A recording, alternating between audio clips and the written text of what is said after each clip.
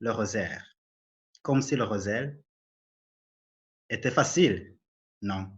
Le rosaire, la prière du rosaire, est bien simple, mais d'une simplicité sage et profonde à laquelle nous aspirons et dans laquelle nous trouverons la paix.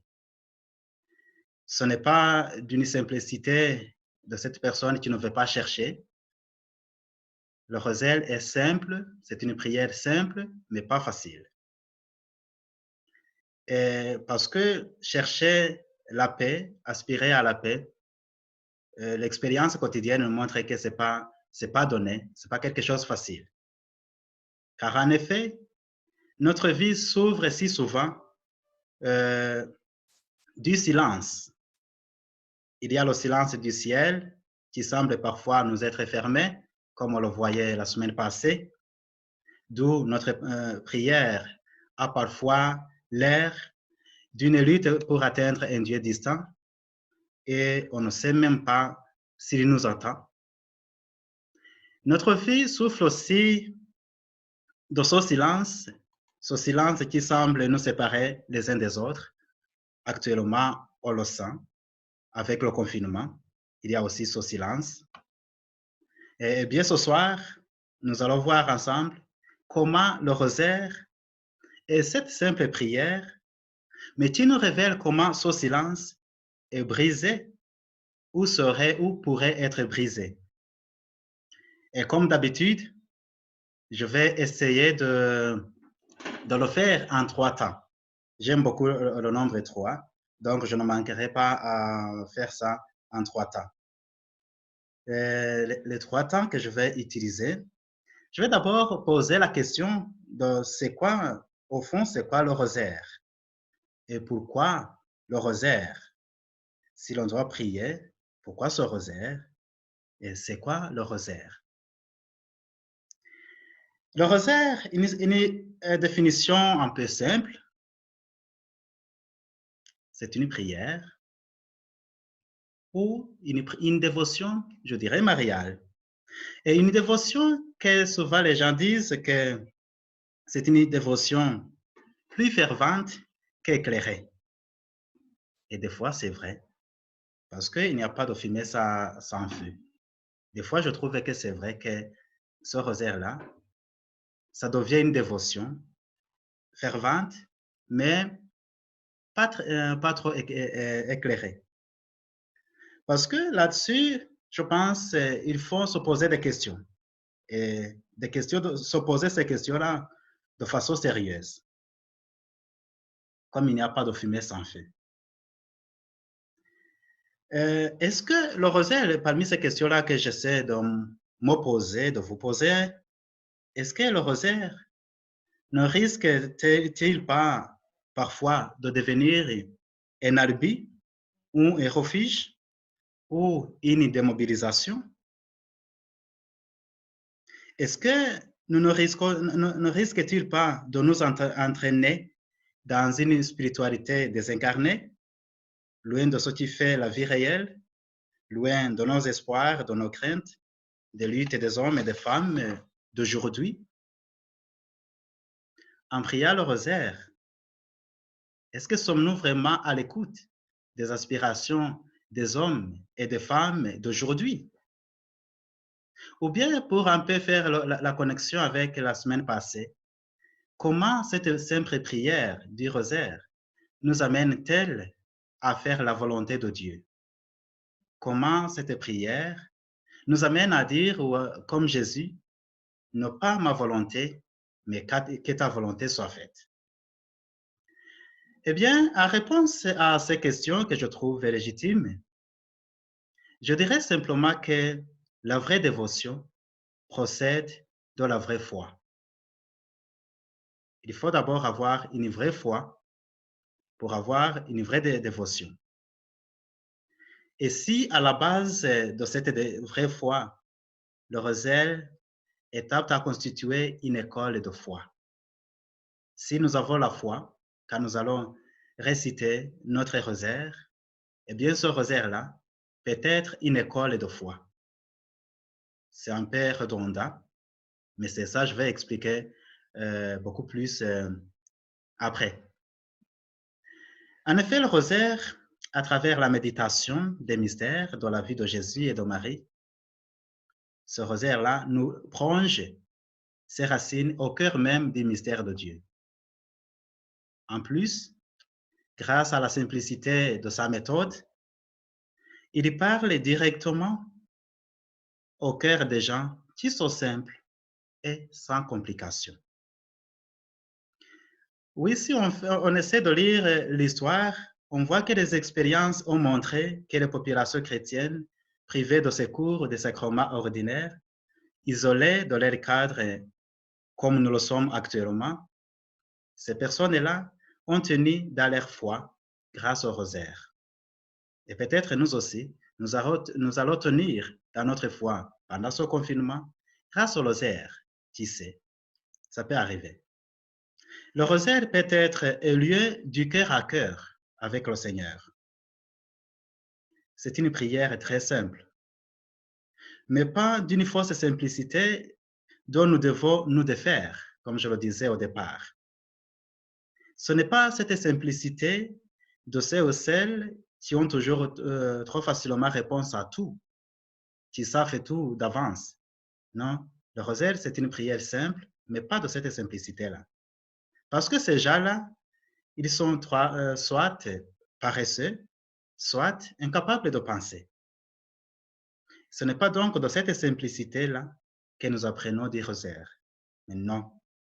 C'est plutôt une simplicité profonde de la véritable sagesse. Cette simplicité, au fond, que nous voyons avec Jésus.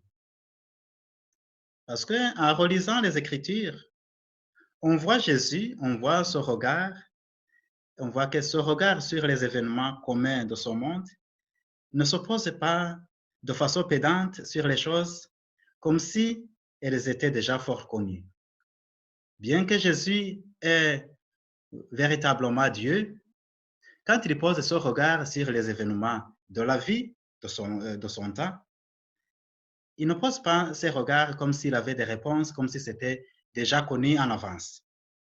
Non, il parcourt les paysages ordinaires de la vie avec l'attention de celui qui devine la présence d'un trésor. Là, vous vous rappelez sans doute de ces paraboles de la femme qui cherche son trésor.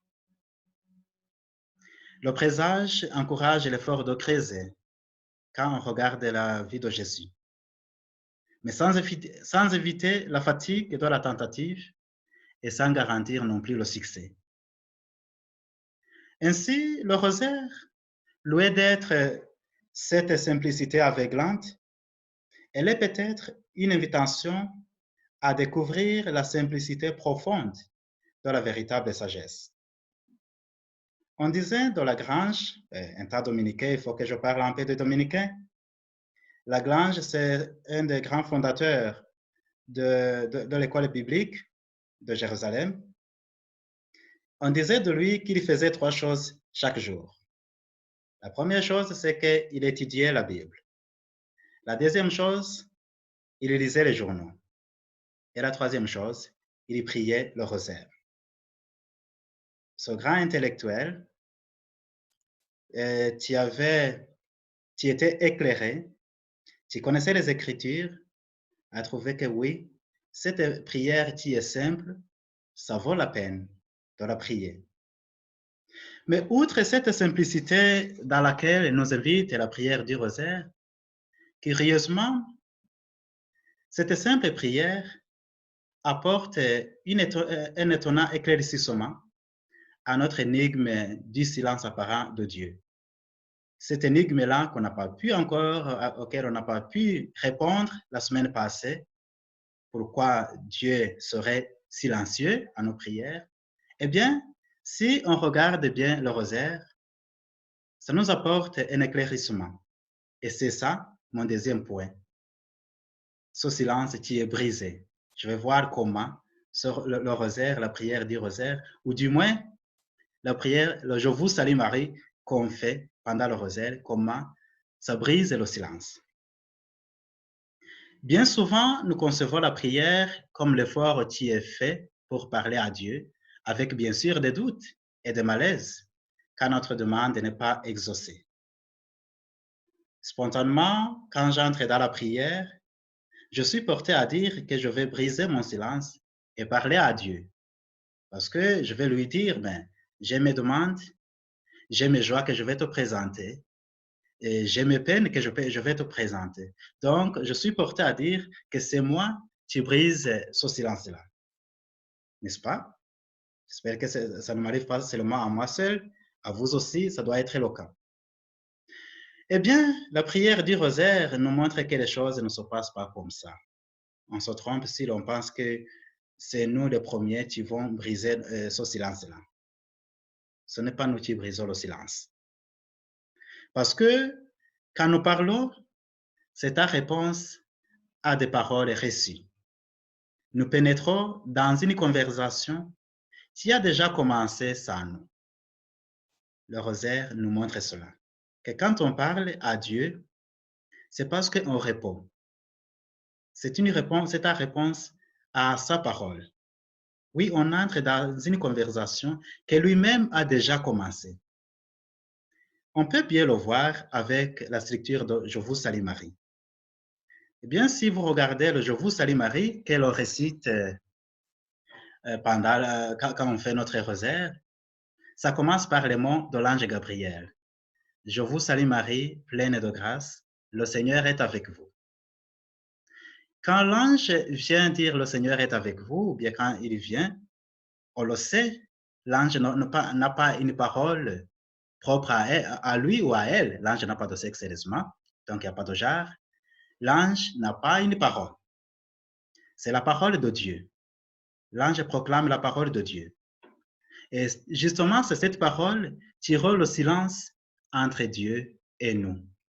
Parce que l'ange, en parlant à Marie que donc nous pouvons regarder comme quelqu'un qui nous représente, il brise ce silence-là.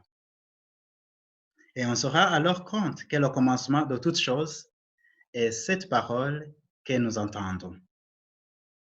Et c'est cela d'ailleurs que Saint Jean écrivait, parce que quand il disait, en ceci consiste l'amour. Ce n'est pas nous qui avons aimé Dieu, mais c'est lui qui nous a aimés et qui a envoyé son Fils en victime de propitiation pour nos péchés. On pourrait voir cela dans la première lettre de Saint Jean au chapitre 4, verset 10. Eh bien, une fois que Dieu brise la glace, pour ainsi dire, cela crée un espace dans lequel nous pouvons parler à notre tour. C'est parce que Dieu brise la glace, il brise notre silence avec le Je vous salue Marie, que nous aussi, on peut en fait dire Sainte Marie, Mère de Dieu, priez pour nous pauvres pécheurs. Et avec la parole de Dieu qui est proclamée et entendue, le silence du ciel est brisé. Et nous aussi, nous sommes libérés de notre mutisme. Nous sommes rendus capables de la parole. Oui, peut-être on peut aussi aller un peu loin, beaucoup plus loin dans cette analyse-là. Comme disait Maître Eckhart et notre dominicain mystique, il disait que dans une prière sincère, nos propres paroles sont la résonance, le prolongement de la parole qu'on nous a adressée. Nos prières sont Dieu qui prie en nous, qui bénit, qui glorifie en nous. La même chose, c'est la même chose que Saint Paul aussi disait quand il dit Abba Père. L'Esprit en personne se joint à notre esprit pour attester que nous sommes enfants de Dieu. Et cela est bien frappant dans la structure même de Je vous salue Marie. Parce que si l'on voit le salut de l'ange et les paroles d'Élisabeth à Marie qui se poursuivent, on dirait que c'est quand nous autres, nous disons notre partie à nous, Sainte Marie, Mère de Dieu, prie pour nous pauvres pécheurs, on dirait qu'on fait une copie-collée de ce que l'ange et Élisabeth ont dit à Marie. La seconde moitié de la prière, elle fait vraiment écho à la première. Parce que l'ange dit, je vous salue Marie, pleine de grâce. Ça, c'est dans la première partie de la prière. Et dans notre bouche, donc dans la seconde partie de la prière, cela devient le même salut parce que nous disons Sainte Marie. Eh bien, si nous disons Sainte Marie, c'est que justement, elle est pleine de grâce. Dans la première partie de la prière, Élisabeth dit à Marie, le fruit de vos entrailles est béni. Et nous, dans la seconde moitié de la prière, nous disons Mère de Dieu. Bien, c'est parce que le fruit de ses entrailles, tu es béni, donc c'est parce qu'il porte ce fruit-là qu'elle est mère de Dieu. C'est un peu la même chose que l'on dit. Et l'ange, comme je l'ai dit, n'a pas de parole propre à lui. C'est la parole de Dieu. Et Sainte Élisabeth, si elle arrive à dire à Marie, le fruit de vos entrailles est béni, ce n'est pas de sa propre volonté ou bien parce que c'est pas une intuition à elle, c'est parce que elle est remplie de l'Esprit Saint. Autrement dit, c'est la parole de Dieu qu'elle transmet aussi à Marie. Et donc, vous remarquez combien nous sommes gagnés par la parole de Dieu. Notre prière, c'est Dieu qui parle à nous. Et je pense que ça change tout. Nous sommes entraînés dans cette conversation qui est la vie même de la Trinité. Vous voyez combien la prière brise ce silence que nous ressentons si souvent dans nos vies. Elle offre une parole de Dieu, une parole qui fait écho dans nos propres mots, une parole qui va au-delà de notre silence et nous donne voix. C'est parce que Dieu a parlé à travers l'ange et à travers Élisabeth que nous aussi, nous sommes capables de parler. Et il me semble que c'est une autre fenêtre que l'on peut utiliser pour regarder l'efficacité de la prière. Maintenant que l'on vient de voir que cette prière, la simple prière, brise nos barrières, brise notre silence, il me semble que l'on peut maintenant regarder cette prière de façon beaucoup plus proche et essayer de voir cette prière, que c'est une prière que l'on peut faire et à la maison et en voyage, parce que toutes les barrières sont brisées avec cette prière. Et là, c'est mon troisième point. Le rosaire, c'est une prière pour la maison et pour le voyage. En essayant de préparer cette session, je me suis mis à regarder les tableaux de l'Annonciation, les tableaux des peintres, les grands tableaux des peintres de l'Annonciation. J'ai essayé de fouiller ici dans la communauté. Curieusement, ce que j'ai trouvé, ça ne me plaisait pas. Parce que, oui, Marie, elle est peinte à la maison en train de lire. J'imagine que c'est parce que c'est aussi chez les Dominicains qui aiment lire. Mais moi, je voulais quelque chose d'autre. Eh bien, j'ai demandé à monsieur Google, qui des fois a des réponses à tout. Et en regardant, en demandant à monsieur Google, j'ai trouvé quelques tableaux, quelques images, quelques icônes qui étaient assez intéressantes. Il y en a beaucoup, il y en a des milliers. Mais ce qui ressort dans ces icônes qui m'intéressaient, c'est que c'est une scène qui se passe à la maison. C'est une scène domestique. L'ange est allé chez Marie. Il y a une icône où Marie est là, dans sa chambre, avec son téléphone assis sur son lit. Donc, j'imaginais qu'avec son téléphone-là, elle envoyait des textos. Et elle était en train de recevoir un message de l'ange, mais à côté, il y avait un chat ou une chatte. Je n'ai pas bien regardé si c'était un chat ou une chatte. Là, je ne suis pas bien outillé pour savoir si c'était un chat ou une chatte. Mais qu'à cela nous tienne, c'était Marie dans sa vie de chaque jour. Donc, Marie était là dans le quotidien de sa vie. Et dans les autres icônes, on aperçoit dans le fond un balai appuyé contre le mur. Et dehors, dans la maison, dans la chambre, il y a un jardin. Et c'est ici que l'histoire commence. L'histoire commence chez elle, chez Marie, à la maison. Et il est juste que ce soit ainsi, je pense, parce que la parole de Dieu fait chez nous son foyer. Au fond, c'est cela aussi que l'on voit avec l'incarnation, avec Noël. C'est que Dieu, qui se fait homme, fait le chez nous son foyer. Dieu vient planter sa tente parmi nous. Eh bien, d'une certaine manière, le rosaire est donc la prière du chez-soi, la prière de la communauté.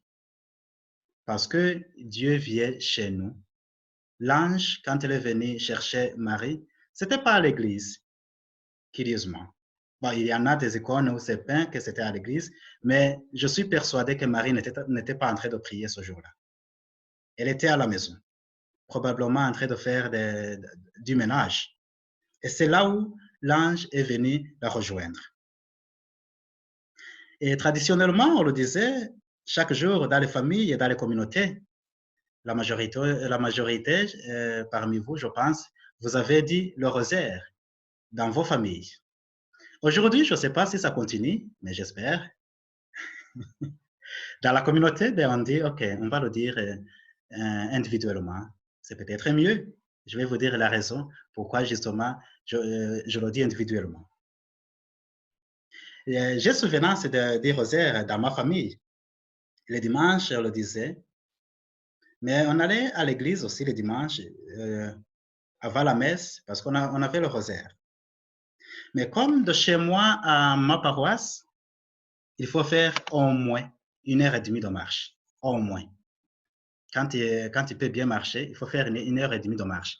C'était dans le temps, quand j'avais 7 ans. C'est la même chose aujourd'hui quand j'ai 32 ans. Donc, des fois, on n'arrivait pas à la paroisse. On n'allait pas à la paroisse parce que c'était trop loin. Il fallait se lever trop tôt. Et là, des fois, on disait, non, mon Dieu, là, c'est trop loin. Eh bien, on arrête dans une succursale à côté pour Inadas. Arrivé là, on avait le rosaire. Mais souvent, c'était en catastrophe. Parce qu'il y avait cette pièce maman, cette pièce ma tante, comme Daniel est là, c'était une ma tante, mais vraiment pièce. Tu commençais, tu entonnais la prière, mais elle y mettait vraiment beaucoup d'émotions. Quand elle arrivait au mystère douloureux, elle disait, oh, que ces gens-là étaient méchants. Puis elle continuait. Mais les gens qui expriment leurs émotions facilement, comme Dieu donné, eh bien, on poussait les plus jeunes comme moi, on éclatait de rire. Et bien entendu, cela était un problème parce que on était des petits qui n'étaient pas assez pieux. Ce qui suivait, c'était quelques bastonnades, bien entendu. Et voilà pourquoi je suis arrivé à redouter le rosaire en communauté. Je fais le rosaire chez moi, individuellement, parce qu'on m'a bien battu, parce que je riais à l'église. Mais cela n'était pas le point. Retournons à notre ange Gabriel. Tu viens, tu retrouves Marie à la maison. Tu trouves Marie en train de faire son ménage, mais tu ne laisses pas Marie rester chez elle. Les anges, ils dérangent, parce que l'ange vient déranger sa vie domestique. Là aussi, j'ai regardé cette icône ou cette peinture de notre frère dominicain, Petit, Gaston Petit, il s'appelle, qui vient de Montréal, mais qui vit et travaille au Japon. C'est une icône de l'Annonciation où il montre Gabriel, un grand messager, couvrant une partie de la toile.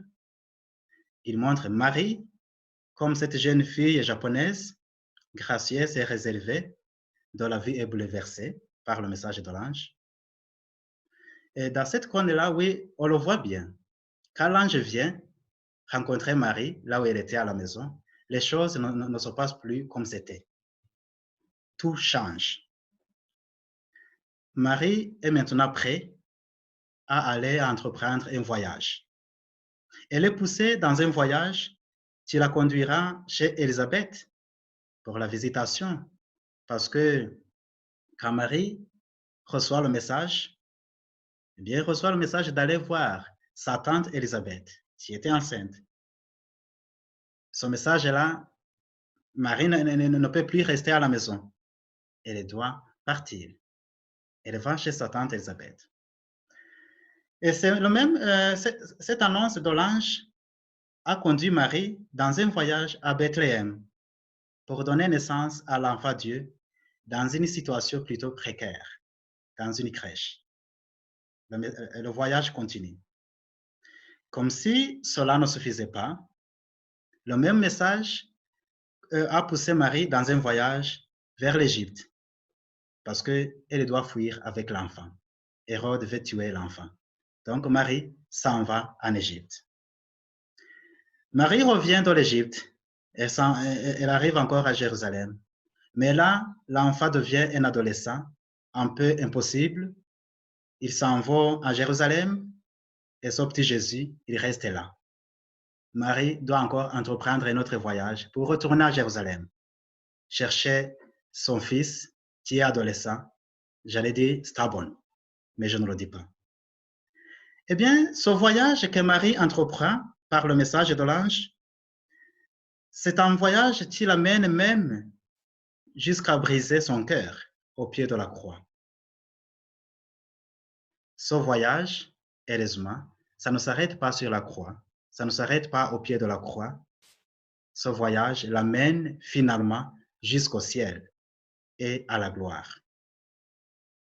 Eh bien, avec ce portrait-là, je pense que le rosaire est justement cette prière de ceux qui voyagent, des pèlerins, comme vous, comme moi. Les gens aiment prier les rosaires quand ils voyagent, parce que c'est une prière des avions et des aéroports. C'est une prière que les gens disent souvent en atterrissant dans un lieu nouveau.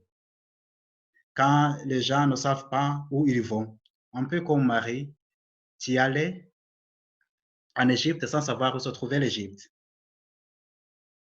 Oui, c'est une prière pour décoller aussi.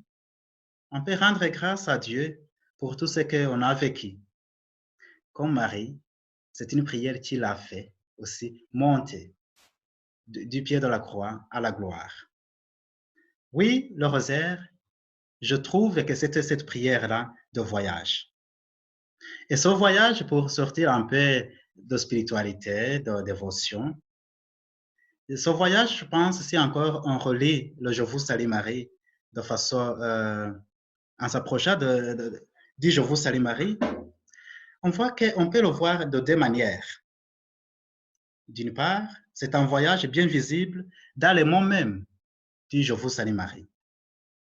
D'autre part, parce que pour le rosaire, il faut avoir les mystères quand même. À travers ces mystères-là, du rosaire, on voit que c'est un voyage ou c'est une histoire du salut. Si on regarde bien la structure de Je vous salue Marie, on peut bien voir combien le voyage individuel que chacune de nous doit faire, de la naissance à la mort, est bien représenté dans cette prière-là. C'est une prière qui est marquée par le rythme biologique de toute vie humaine. Parce que cette prière de Je vous salue Marie cite les trois seuls moments de notre vie dont nous pouvons être absolument sûrs.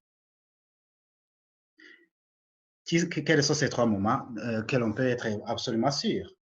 Nous sommes sûrs que nous sommes nés. J'espère. Si vous êtes ici, c'est parce que vous êtes sûr qu'un jour, vous êtes né. Et nous sommes sûrs que nous vivons maintenant.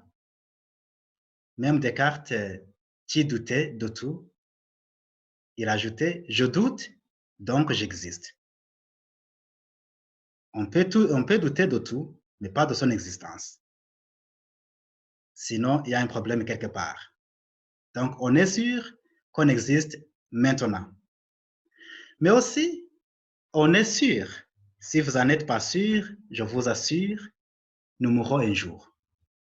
Je ne sais pas quand, je ne sais pas comment, mais je peux vous assurer, un jour, vous et moi ne serons plus sur cette terre. On va mourir. Eh bien, le Je vous salue Marie commence justement au commencement de toute vie humaine, commence avec la conception dans le sein maternel. Voilà, Elisabeth dit, le fruit de vos entrailles est béni. N'est-ce pas ça, la conception?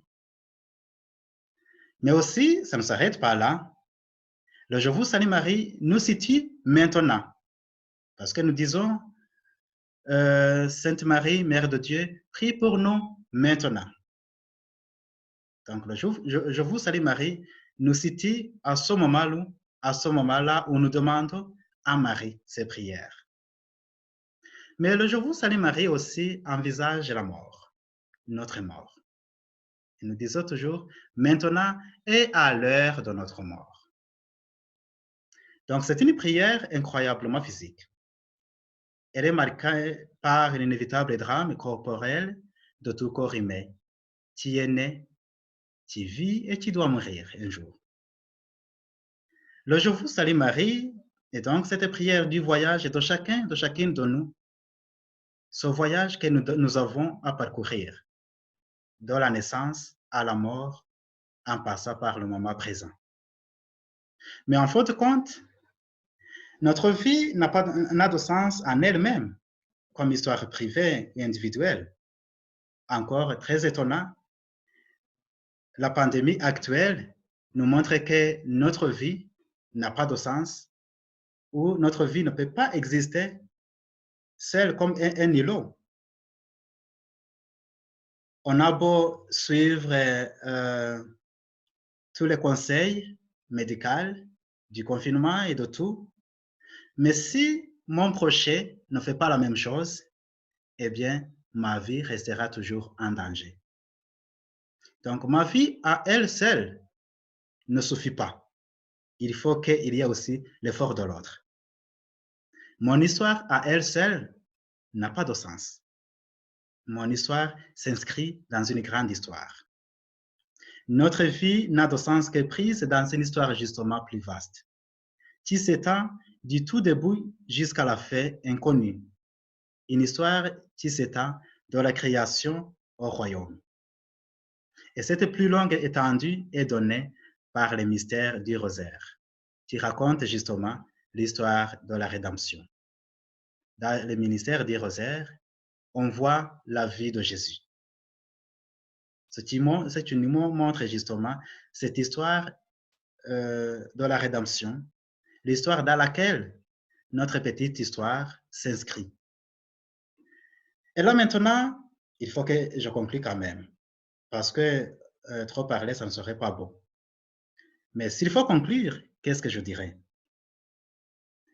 La première chose, j'espère que ça montre, on est arrivé à voir que le rosaire nous aide à briser ce silence, ce double silence.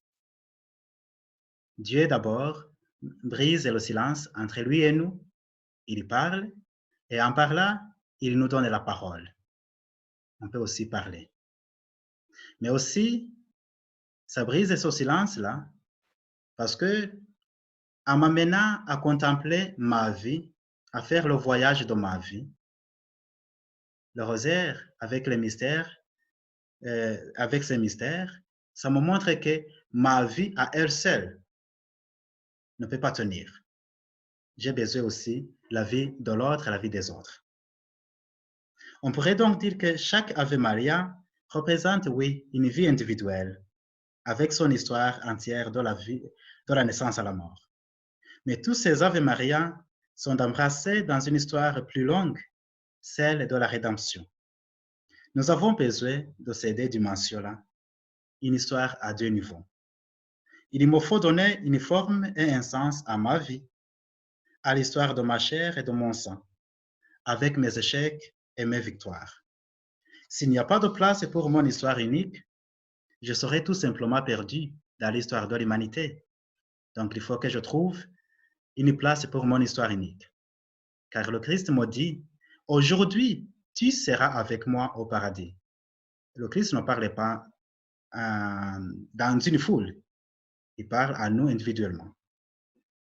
J'ai besoin de cette Ave Maria individuelle, mon petit drame personnel, pour faire face à ma petite mort personnelle. Cette mort peut-être ne signifie pas grand-chose pour l'humanité, mais pour moi, elle sera plutôt importante. Cette mort est importante. Cependant, il n'est pas suffisant de s'en tenir à son niveau personnel. Je dois voir ma vie s'insérer dans le drame plus vaste du décès de Dieu. Seule, je l'ai dit, mon histoire n'a pas de sens. Mon Ave Maria individuel doit trouver place dans le mystère du rosaire. Ainsi, le rosaire propose-t-il le parfait équilibre dont nous avons besoin pour la recherche du sens de notre vie, à la fois sur le plan individuel et sur le plan collectif, surtout pendant ce moment où justement le sens de la vie est éprouvé. J'allais dire Amen, mais je n'ai pas récité le rosaire, je dis merci. Et là maintenant, vous pouvez, le floor est ouvert pour des questions. La dernière fois, on m'a dit qu'il fallait beaucoup plus de temps pour les questions. Et là, on peut avoir jusqu'à 20 minutes pour des questions. S'il y en a des questions, ou bien vous pouvez écrire, il y a le chat à côté ou en bas, selon ce que vous utilisez, si c'est l'ordinateur ou le téléphone. Vous pouvez envoyer ou bien un message, ou bien vous pouvez allumer votre micro et parler. Merci. Moi, il y a une question que je me pose, c'est que dans le temps, il y avait 3 différents mystères pour chaque dizaine, chaque chapelet, c'est-à-dire. Mais maintenant, il y en a 4 avec les luminaires. Qu'est-ce qui serait mieux? Je ne sais pas, des fois, je trouve ça un peu, enfin, c'est différent, là. Eh bien, ce mystère-là, c'est la vie de Jésus. Oui, c'est la vie de Jésus. Le pape Jean-Paul II, quand il a regardé avec, il y avait des vides, bon, pas de vides dans la vie de Jésus, mais les mystères qu'on avait, il y avait des aspects qui manquaient et qu'il devait insérer. C'est la raison pour laquelle il a instauré les mystères lumineux. Le rosaire, ce n'est pas quelque chose de figé. C'est quelque chose de dynamique aussi, qui peut évoluer.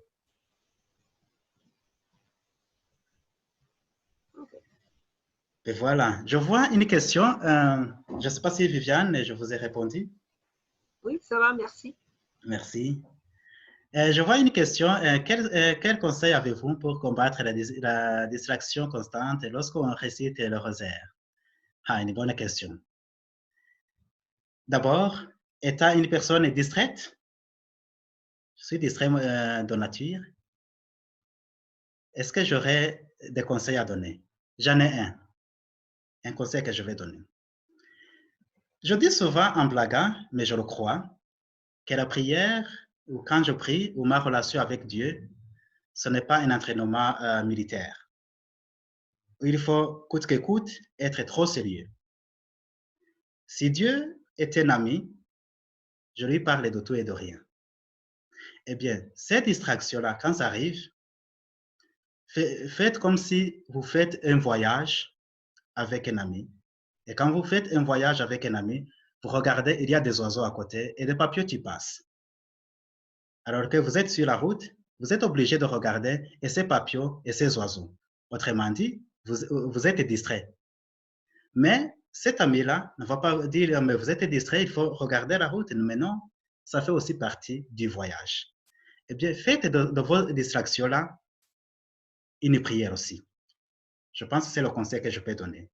De prendre ces distractions-là, en faire une prière et dire, oui, je fais un voyage avec mon ami, avec Dieu. Eh bien, mais Seigneur, voilà, j'étais en train de dire ceci, mais je te présente aussi cet événement que tu me montres. Et donc, cet événement qui était une distraction, Et du coup, la prière, ce sera d'être une prière saisonnière, une prière où on doit être là, mais ça fera partie de la vie.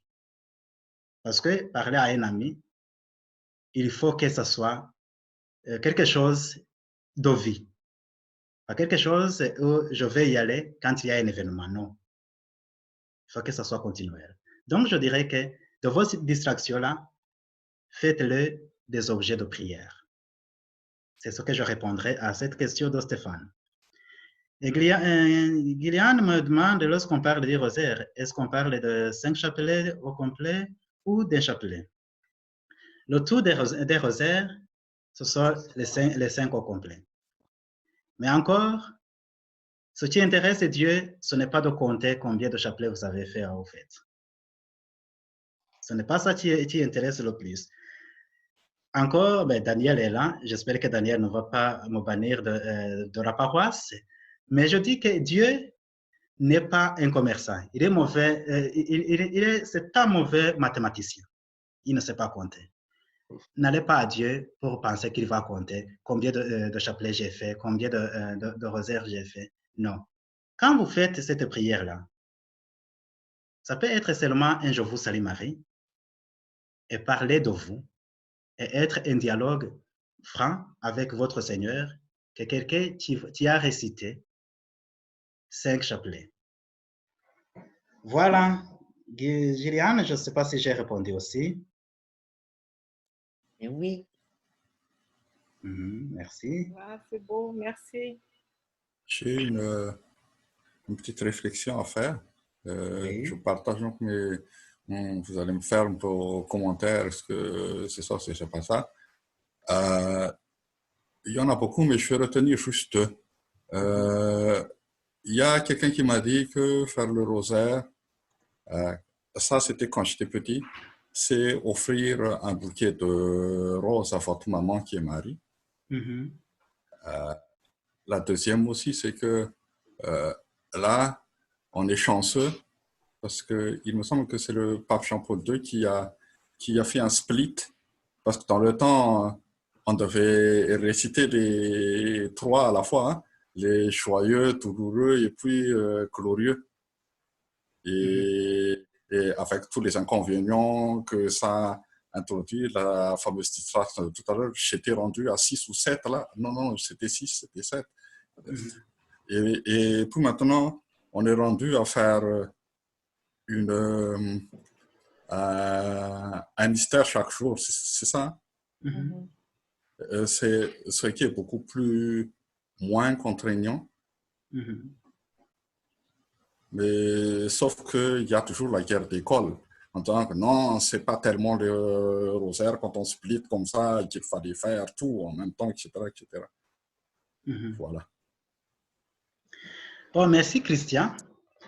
Offrir, quand on fait le rosaire, c'est un bouquet de fleurs qu'on offre. C'est encore une manière de dire. Le rosaire, c'est une dévotion. Étant une dévotion, quand tu es dévoué à quelque chose ou à quelqu'un, il y a une manière d'exprimer cette dévotion-là.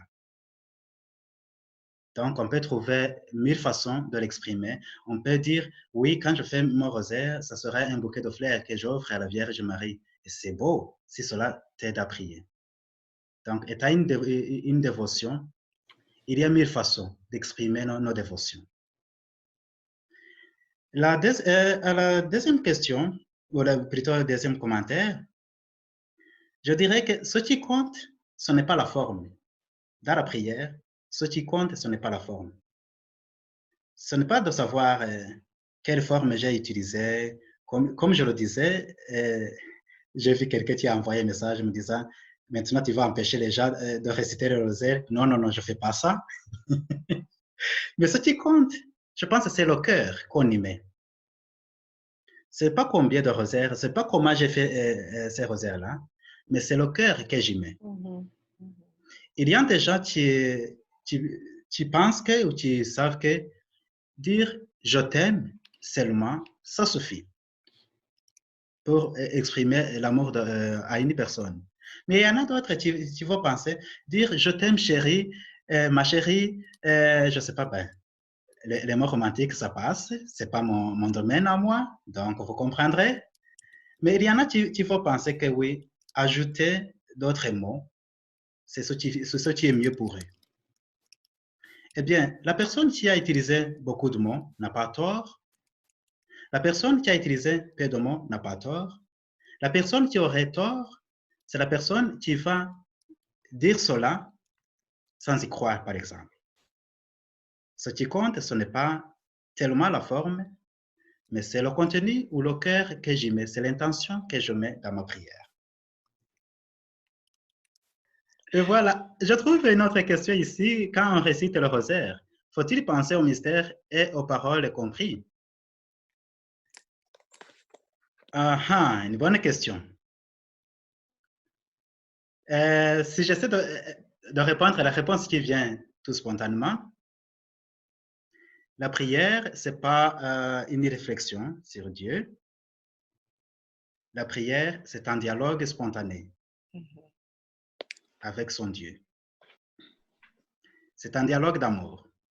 Quand on parle, et Marie qui parle à sa femme et qu'il aime beaucoup, il ne va pas d'abord penser, qu'est-ce que je dois dire? Il ne va pas compter les mots qu'il faut dire. Mais en même temps, il ne faut pas perdre de vue aussi cet aspect de penser. Parce que quand on parle à un ami ou à une amie, on lui doit le respect quand même. C'est là où Jésus dit à ses disciples, quand vous priez, ne rabâchez pas les mots. Pensez à ce que vous dites. Donc, je dirais oui et non à la question. Quand on récite le rosaire, faut-il penser au mystère ou aux paroles comprises? Oui, parce que en faisant le rosaire, il ne s'agit pas de rabâcher les mots. Non, parce qu'en priant le rosaire, ce n'est pas un discours que je suis en train de construire dans ma tête, un discours qui serait trop logique et très intellectuel qu'il faut construire. C'est un dialogue d'amis que je fais. Explication, j'ai toujours pensé que je m'adressais surtout à Marie durant le rosaire, mais tu m'as ouvert les yeux. C'est aussi un dialogue avec la Trinité. C'est génial. Bon, merci. Oui, en disant le rosaire, on peut, Marie est notre intercesseur, elle intercède pour nous. C'est la raison pour laquelle on dit Sainte Marie, Mère de Dieu, prie pour nous. Marie est cet intercesseur, je ne sais pas si intercesseur se met encore en féminin. Là, je ne vais pas me charger du féminin de la grammaire, mais en tout cas, vous comprenez. Oui, quand on le dit, Marie, je dirais, c'est comme cet enfant, mais plutôt cette maman qui prend son enfant en voyage. Et tu peux, d'où je viens, ici, je ne sais pas si c'est le cas, c'est dans une société patriarcale, où des fois, les enfants ont besoin de passer par leur maman pour demander quelque chose à leur papa. Oui, Marie peut aussi jouer ce rôle-là. Mais en même temps, Marie n'est pas une barrière qu'on ne peut pas traverser pour arriver à la Trinité. Au contraire. Oui, parce que l'unique médiateur que nous avons, c'est le Christ. Marie, oui, il y a des débats actuels en théologie de savoir si on peut l'appeler co-rédemptrice ou pas. Non, l'unique médiateur jusqu'à date, jusqu'à la fin des temps, j'espère, que nous avons, dans l'épître aux Hébreux, c'est ça qui est écrit, c'est le Christ. Donc, ce que Marie nous fait, c'est arriver à ce Christ-là. Le prochain, là, cette fois-ci, ça sera un peu dans un autre style. Je vais essayer de tenter un autre style. Parce que dans une semaine et demie, on fête la Pentecôte. Et je me suis mis à dire, quand l'Esprit s'est descendu aux apôtres, ils étaient confinés. Nous aussi, aujourd'hui, nous sommes confinés. Eux, ils étaient confinés parce qu'ils avaient peur des Juifs. Nous sommes confinés parce que nous avons peur de Covid. Et on va célébrer notre Pentecôte aussi dans le confinement, comme c'était la même chose pour les disciples. Et là maintenant, il s'agit de voir après le confinement, parce que les disciples, ils ont reçu le Saint-Esprit, ils sont sortis de leur peur, ils sont allés annoncer. Dans notre situation que nous vivons actuellement, comment est-ce que nous allons aussi être ces disciples de notre monde aujourd'hui? Et là, je vous invite à lire l'évangile qui sera lu pour la Pentecôte, à réfléchir, à méditer sur cet évangile-là. La prochaine fois, on va faire quelque chose comme Lectio Divina. Sorte de partage d'évangile. J'aurai quelques minutes pour essayer d'introduire, mais je passerai le micro à vous pour essayer aussi de me partager, parce que ces disciples-là, à ce moment-là, il n'y avait pas de prêtre. Ils sont sortis aller prêcher.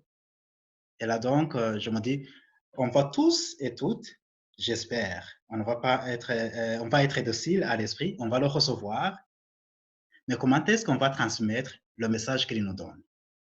Autrement dit, comment est-ce qu'on pense notre Église d'après le confinement?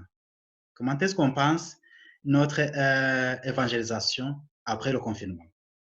Comme on aura reçu l'Esprit, comment est-ce qu'on va transmettre cela? Pour revenir à Marie, j'ai un petit commentaire. Je me rappelle, je pense qu'on peut demander à Marie de nous donner la dévotion du chapelet. Parce qu'une fois, moi, je lui ai dit, je regrette, mais maman Marie, le chapelet, ce n'est pas pour moi. Je ne suis pas capable de dire ton chapelet. J'ai juste lancé ça. Et puis un beau jour, je suis allée à la messe. Je suis arrivée avant la messe, un peu avant. Je dirais 15 à 20 minutes avant. Tout le monde était à genoux et disait le chapelet. Là, je me suis mise à genoux. J'ai dit le chapelet, là, pendant ces 20 minutes-là, de tout mon cœur. Et j'étais comme perdue dans le chapelet. Là, elle m'a montré qu'au moins en groupe, je suis capable de le dire. Alors, j'ai dit, ben, là, elle a répondu à ma forme de demande, si on veut. Ça veut dire qu'elle, elle est capable de donner la dévotion si on lui demande. Merci beaucoup, Karine. Oui, Marie est une mère, et étant une mère, elle a toutes les qualités d'une mère et elle a toutes ces qualités-là par excellence. Comme on ne peut pas demander quelque chose à notre maman qui nous aime et qu'elle va nous refuser cela, notre maman qui nous aime nous donnera toujours cela dont nous avons besoin. Peut-être ce que nous avons demandé, parce que des fois, on peut être mélangé, mais elle nous donne cela dont nous avons besoin. C'est ça.